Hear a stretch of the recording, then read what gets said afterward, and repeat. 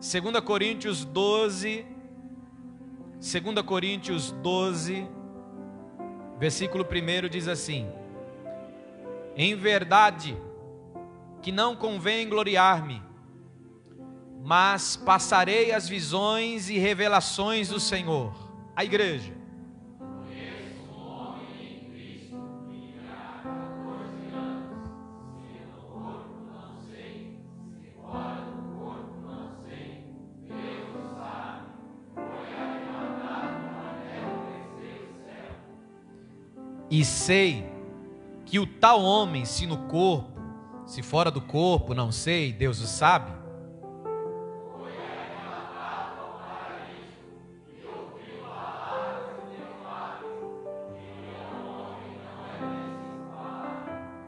de uma sim me gloriarei eu, mas de mim mesmo não me gloriarei, senão nas minhas fraquezas. Porque se quiser gloriar-me, não serei nessa, porque direi a verdade, mas deixo isso, para que ninguém cuide de mim, mas o que em mim crê cuide de mim. E para que me não exaltasse pelas excelências das revelações, foi-me dado um espinho na carne, a saber, um mensageiro de Satanás, para me esbofetear, a fim de não me exaltar. Acerca do qual 3 vezes orei ao Senhor, para que se desviasse de mim. E disse-me: a minha graça te basta, porque o meu poder se aperfeiçoa na fraqueza. De boa vontade, pois, me gloriarei nas minhas fraquezas, para que em mim habite o poder de Cristo. 1, 2, 3 e... pelo que sinto prazer nas fraquezas, nas injúrias, nas necessidades,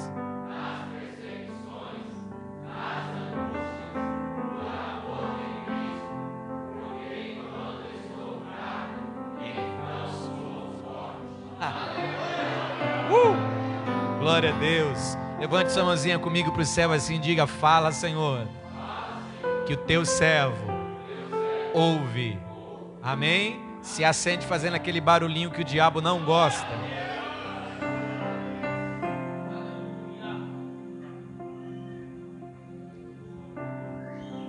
Meus irmãos, o Senhor colocou uma palavra ao meu coração e eu quero compartilhar com vocês.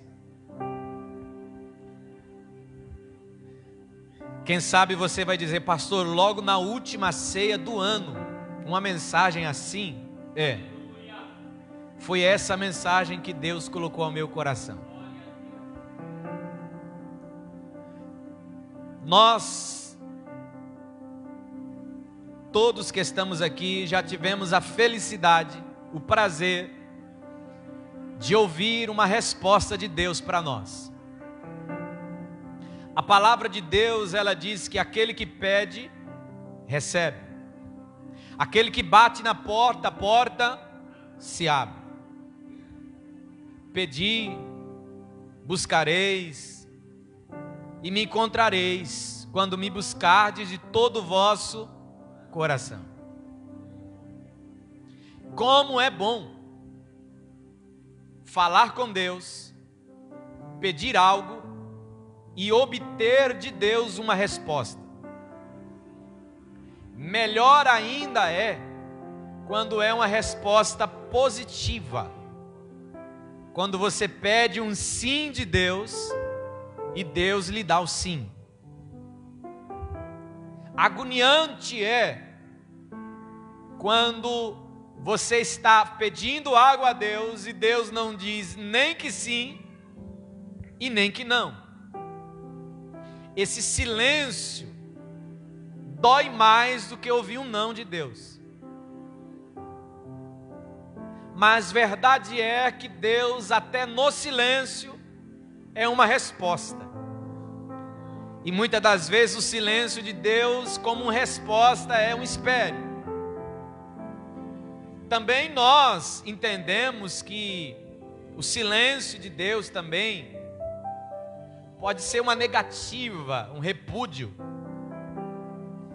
Quando lembramos que Saul, depois de fazer tantas coisas que entristeceu o coração de Deus, ele foi consultar ao Senhor e Deus não falava com ele de jeito nenhum.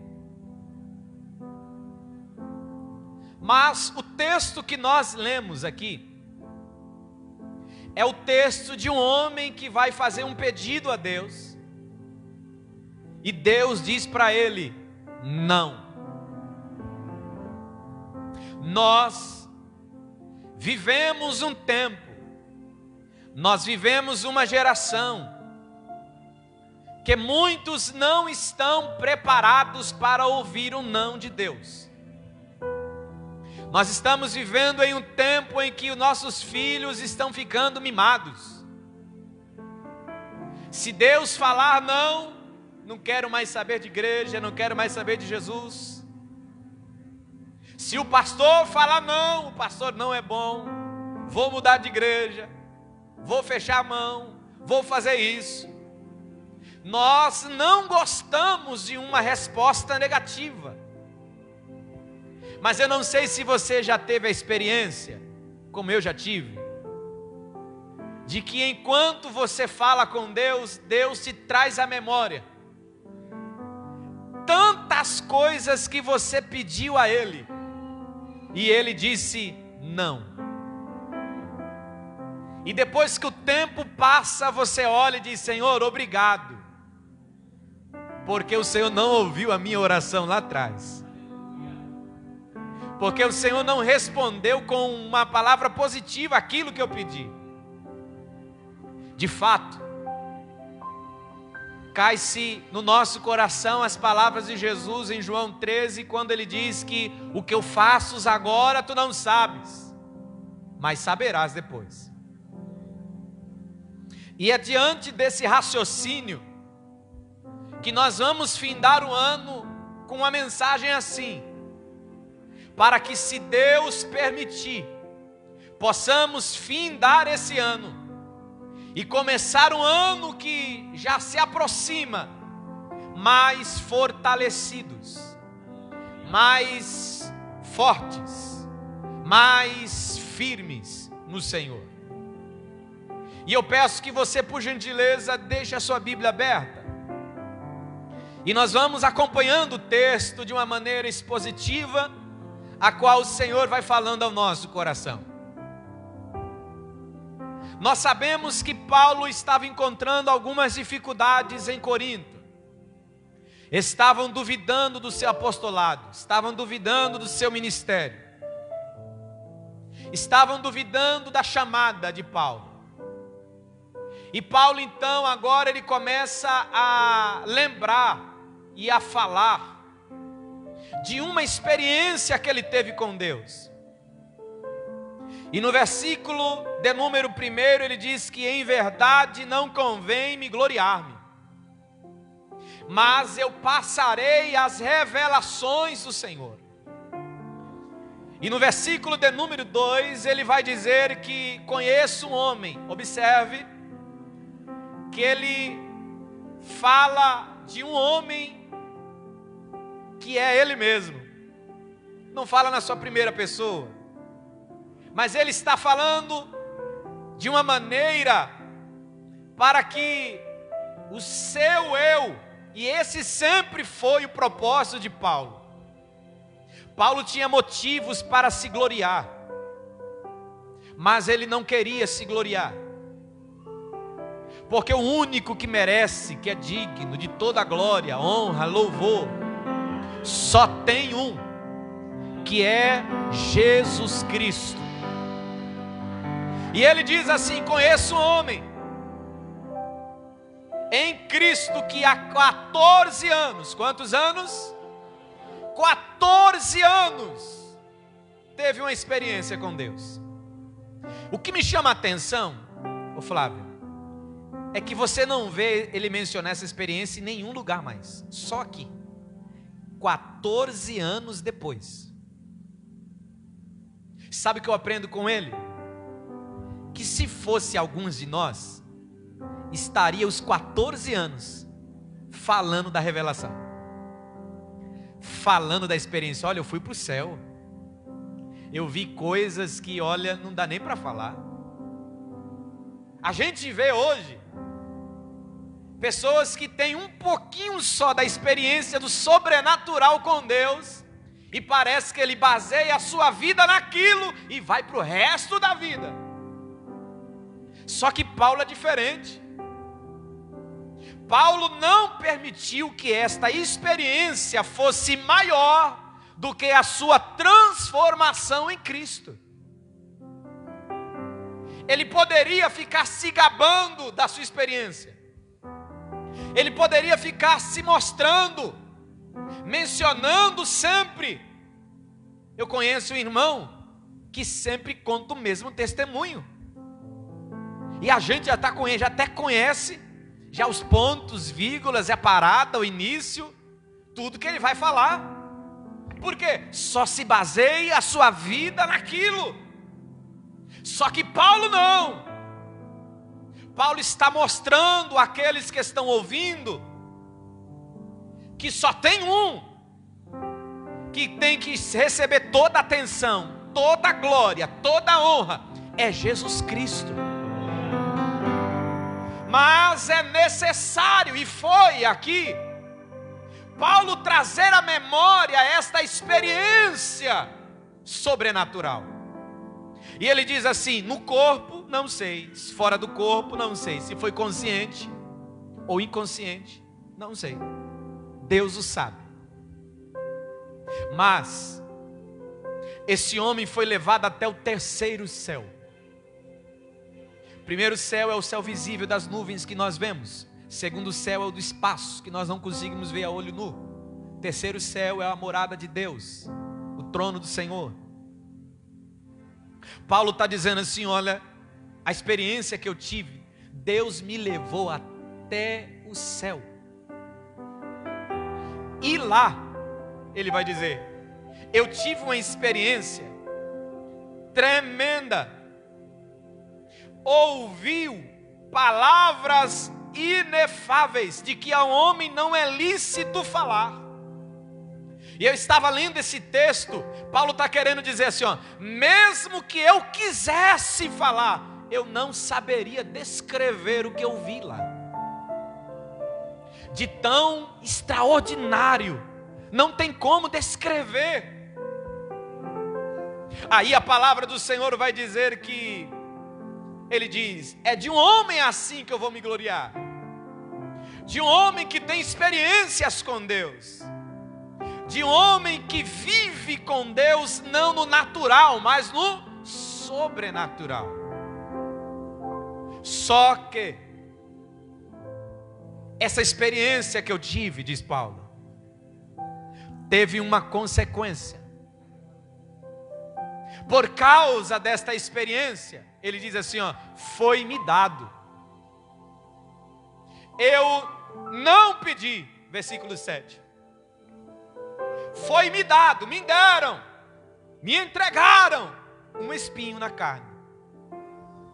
A palavra espinho aqui, ela dá o sentido de perfurar. Eu, quando era menino, eu gostava de criar passarinho. E sabe aquelas pessoas que ficavam às 6 horas da manhã com o bichinho aqui na gaiola? Era eu, adolescente, 6, 7 horas da manhã, ia para o meio do mato com bater, só para pegar passarinho. E às vezes a gente entrava num lugar assim que tinha cana, e como era menino tudo é festa, pegava as canas para poder ficar comendo, para enganar a fome. Nisso, machucava a mão, no meio do mato entravam uns espinhos. E eu não sei se você já teve isso, foi furado por um espinho. Tem uns que você não consegue nem enxergar direito, mas quando você encosta, dói, incomoda, dá aflição. Deixa eu dar um outro exemplo aqui. Quem já teve unha encravada? Ei, meu Deus. E você tem que vir para o culto. Aí você coloca o sapato, a sandália naquele... Quem olha para você, está tudo bem, mas só você sabe que está uma dor latejando lá no seu dedão. Espinho na carne. Muita gente, ou melhor, ninguém vê, só sente quem tem. Só sente quem está com ele, perfurando.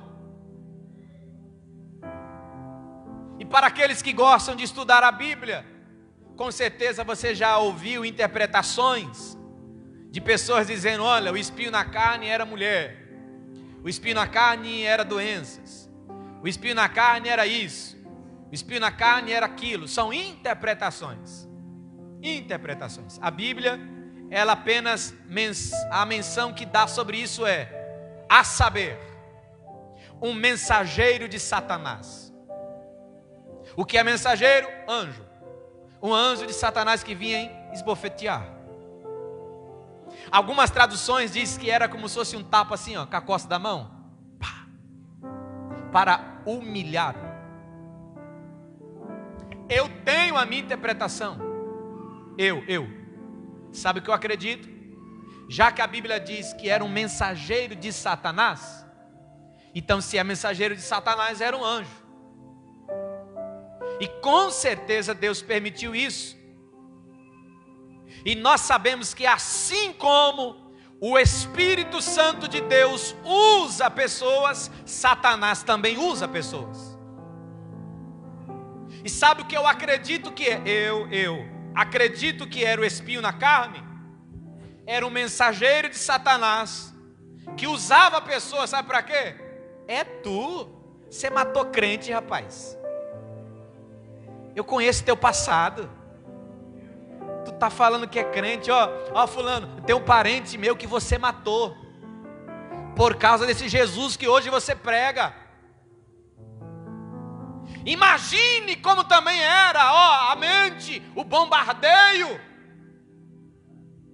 Satanás o acusando. Mesmo Paulo tendo consciência do poder do sangue purificador, do sacrifício da cruz, o papel de Satanás, a Bíblia diz que ele é acusador dos nossos irmãos.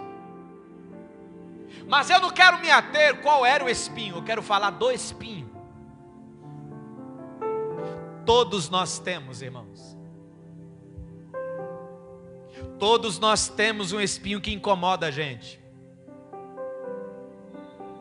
Quem sabe você sofre com espinho no casamento. Quem sabe você sofre com espinho na saúde. E você já orou, você já jejuou, você já buscou, você já pediu, e Deus não tirou. E esse espinho na carne, ele tem um lado muito interessante. Porque o texto sagrado vai dizer no verso 9, no verso 8, melhor dizendo, o seguinte: por causa dele, por causa do espinho, acerca disso eu orei 3 vezes. Eu não orei uma vez, eu orei 2, orei 3. E quando eu li esse texto, eu me lembrei de Jesus no Getsêmani. Jesus foi uma vez e falou: Senhor, passa de mim. Voltou. Jesus foi uma segunda vez e disse: Senhor, passa de mim. Voltou. Na terceira vez ele disse: Senhor, passa de mim. Na terceira ele entende: não seja feita a minha, mas a tua vontade. Paulo ora 1, 2, 3 vezes, e na terceira vez Deus responde. Eu quero dizer para você nesta noite, em nome de Jesus, que há uma resposta de Deus para nós nesse lugar. E quando eu vejo o texto, Paulo orando e Deus respondendo, eu me lembro de Zacarias, que já era avançado em idade, estava orando para Deus para dar um filho, mas ele estava ali firme, orando. Mesmo Deus em silêncio, mesmo Deus falando não, espere, Zacarias estava trabalhando no templo.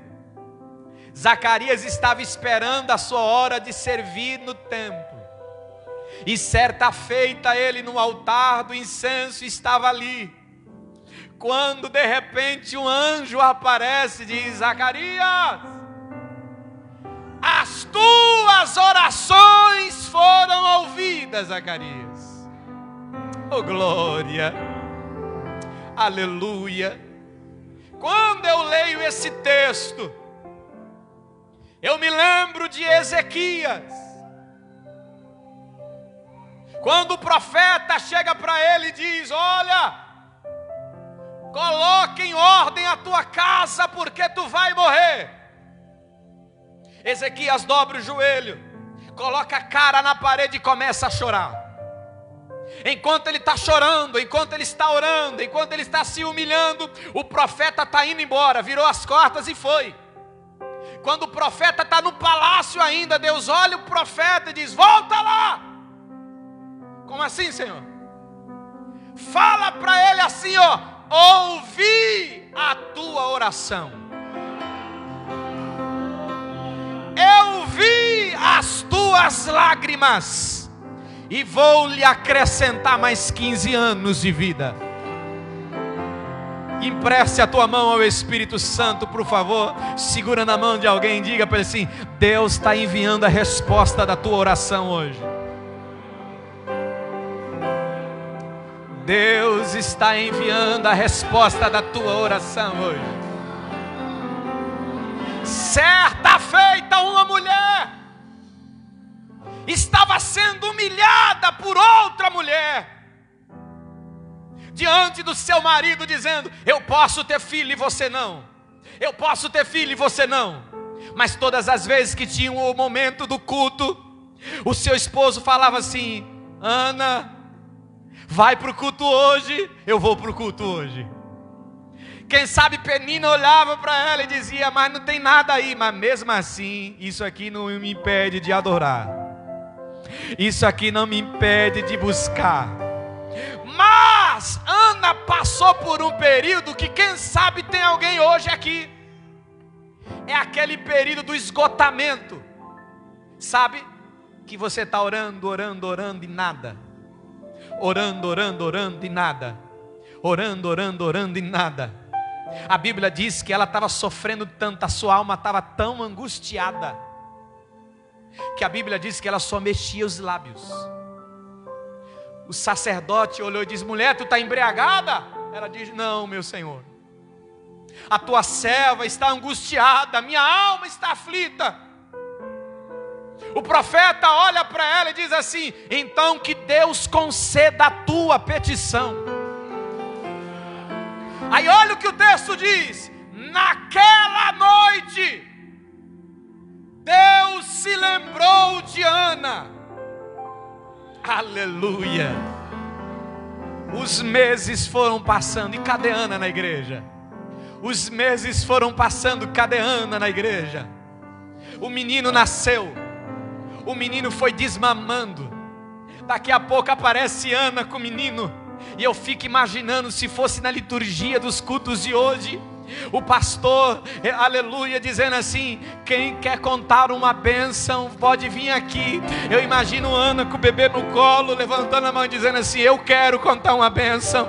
Porque o texto sagrado diz que ela olha para o sacerdote, pega o menino e diz para ele assim: ó, por este menino orava eu, e o Senhor concedeu a petição que eu havia pedido. Por mais uma vez, chacoalhe a mão desse crente e diga para ele assim: Deus está ouvindo a tua oração.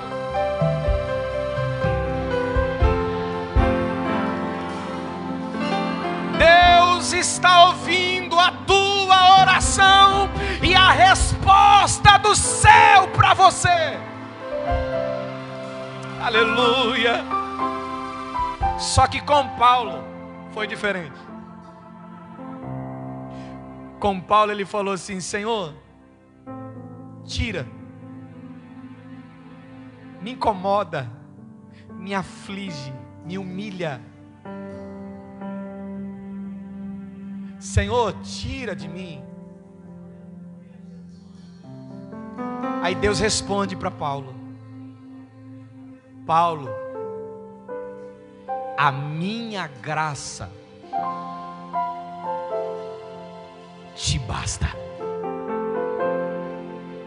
Eu estou pregando para alguém que está orando mais um ano, dizendo: Jesus cura, e até agora nada. E Deus está respondendo para alguém assim, ó: a minha graça te basta. Eu estou pregando para alguém aqui que está sofrendo em casa com o filho, mais um ano findando. Só que Deus está dizendo para alguém assim, ó: a minha graça te basta. Eu estou falando para alguém que está mais um ano findando, tendo dor de cabeça com o marido, tendo dor de cabeça com a esposa, mas Deus está dizendo: a minha graça te basta. Aleluia. Eu estou pregando para alguém, aleluia, que está dizendo: Senhor, tira, eu não quero mais, eu vou largar, eu vou entregar. Mas Deus está dizendo para alguém: a minha graça te basta.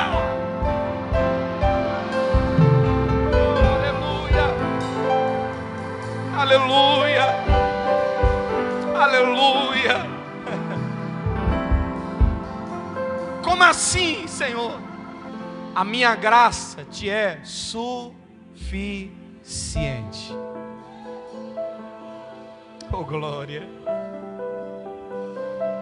Deus não apenas Ele dá um não. Deus diz assim, ó: não, mas a minha graça vai te ajudar. Aleluia. Eu estou pregando para alguém que está com espinho já há muito tempo e está falando assim: Deus, tira. Só que Deus está dizendo para alguém assim, ó: não, só que eu vou te dar graça para suportar esse espinho.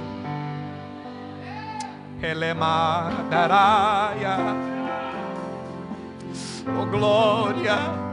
Sabe por que Deus não tira? Porque o texto vai dizer assim, ó: foi-me dado por causa das excelências das revelações, para que eu não me gloriasse. Sabe por que tem espinho que Deus não tira? Porque Deus sabe que se tirar, você vai se perder.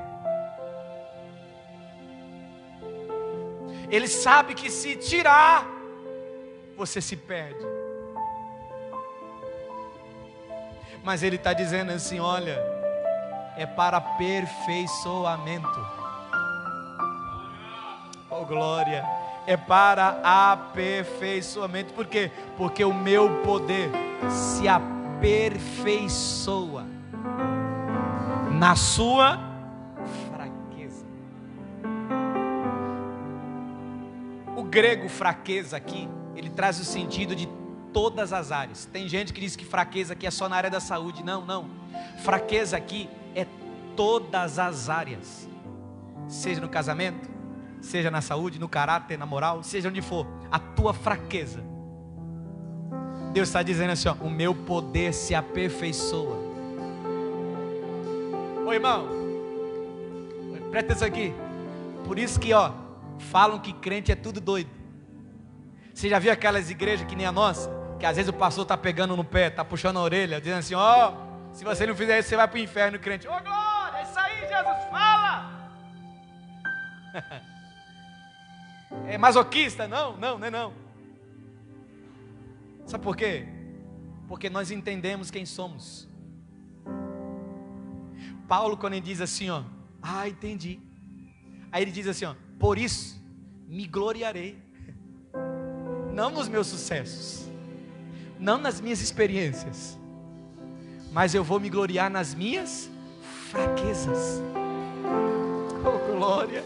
Ô irmão, Eu já passei por coisas que hoje eu paro e eu olho, que se eu não tivesse vivido, eu acho que eu não estava aqui não. Imagine só, eu, nascido na igreja. Então pense, camarada religioso, tudo era pecado para mim, tudo. Sabe que esse... Irmão, imagine só, meu pai, Deus é amor, minha mãe da Assembleia, e nasceu essa mistura aqui. Então você sabe que era um negócio que não podia nem sair, era uma bermuda, uma calça por cima e um chinelinho havaiana, sabe? Aquelas camisas por cima assim, porque não, é pecado, não pode. Um calor torando, meu, fica por uma bermuda em casa pelo menos. Não, demissão já tem poder, está repreendido. Não, eu vou para o inferno. Escuta só, não estou fazendo apologia aqui ao liberalismo não, tá? Costume é costume, doutrina é doutrina. Entenda isso. Estou falando para uma igreja inteligente. Amém ou não amém? E eu apontava muito as pessoas. Eu gostava de apontar muito, até que Deus me quebrou todinho, irmão. Até que Deus me quebrou. Hoje, se fosse alguns anos atrás, a minha adolescência na igreja, se alguém caísse, eu apontava dizendo: tá vendo? Pecador! Tratava mal. Mas só estende a mão para quem caiu, quem já sabe que estava lá embaixo. Paulo está dizendo assim: eu me glorio é nas minhas fraquezas, é naquilo que eu sei. É por isso que Paulo vai dizer assim, ó: quando eu penso fazer o bem, o mal já pratiquei. Aquilo que eu quero fazer eu não faço. Paulo está dizendo: é nisso que eu me glorio, nas minhas fraquezas. Por quê? Porque o poder de Deus se aperfeiçoa nas minhas fraquezas. Oh, glória! Hoje você vai sair desse culto e finalizar o nosso ano com aquele sentimento, com a consciência. Quando você estiver passando uma prova, quando você estiver passando uma luta, você não vai mais fazer aquela carinha do gatinho do Shrek dizendo: mano, estou na prova, oh luta terrível, oh só Jesus me esqueceu. Não, tu vai dizer: glória a Deus, estou na prova porque eu sei que o poder de Deus vai se aperfeiçoar na minha fraqueza. Eu sei que todas as coisas contribuem para o bem daqueles que amam a Deus. Eu sei que o Senhor vai glorificar o seu nome na minha vida e através da minha vida. Aí ele finaliza essa parte dizendo assim, ó: porque quando eu estou fraco, é aí que eu sou forte. Oh glória! Ô irmão, posso falar uma coisa para você? Sabe quando você está naquele dia e fala assim: rapaz, hoje eu estou daquele jeito. Jesus, apaga a luz. Hoje eu estou daquele jeito, estou mal, Senhor. Hoje não tenho fé para nada, nem orar direito eu consigo orar. Mesmo você fraquinho, Satanás morre de medo de você. Oh, glória a Deus. Porque é nesse momento que o poder de Deus se aperfeiçoa em nossa vida. Eu quero finalizar dizendo para você: estamos finalizando mais um ano, nossa última ceia. E como Satanás fez de tudo para você não participar dela. Como Satanás fez de tudo para você não participar no decorrer do ano da ceia do Senhor, dizendo: tu és fraco. E você vai dizer: é verdade, eu sou. Mas o poder de Deus se aperfeiçoa em mim. Eu quero dizer para você, irmão, em nome de Jesus, que nós vamos finalizar esses últimos dias do ano que nos resta com a manifestação da glória de Deus sobre a nossa vida. Eu quero que você entenda que o não de Deus vem com um aditivo. O não de Deus vem com um aditivo para você, ó, não, mas a minha graça te basta, porque o meu poder se aperfeiçoa na fraqueza.